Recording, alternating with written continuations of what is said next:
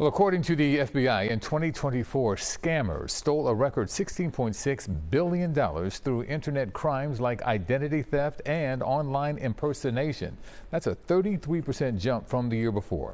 And yet many Americans have no idea how much of their personal data is already visible online, let alone what to do about it. So our CBS News Confirmed team has some tips to help you delete your personal information online. Here's Alex Clark. Nearly everything you do online leaves behind a trail of data. They're like little breadcrumbs.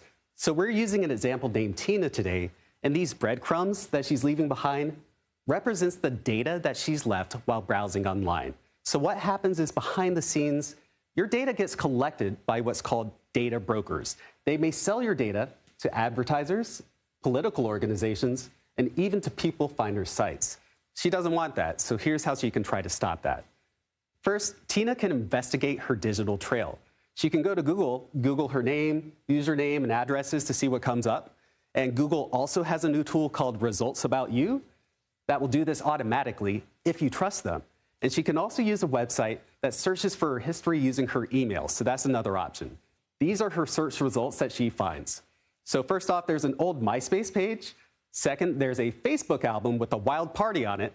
Next, her full address is listed on a People Finder site, and her phone number is listed on a colleague's resume. So how can she clean this all up?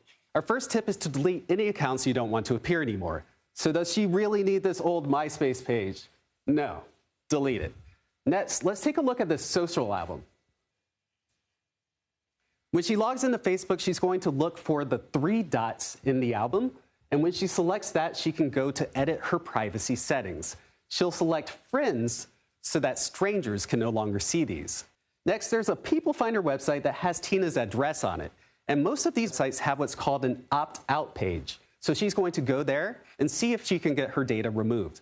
Some services will do it for you, but there's no guarantee that it's gone for good. So now we've cleaned up most of Tina's data, but there's still one thing left: the resume, her number on a colleague's resume. And this wasn't even in her control. She was listed as a reference for someone, which is something that's easy to forget about. So how can you tackle those?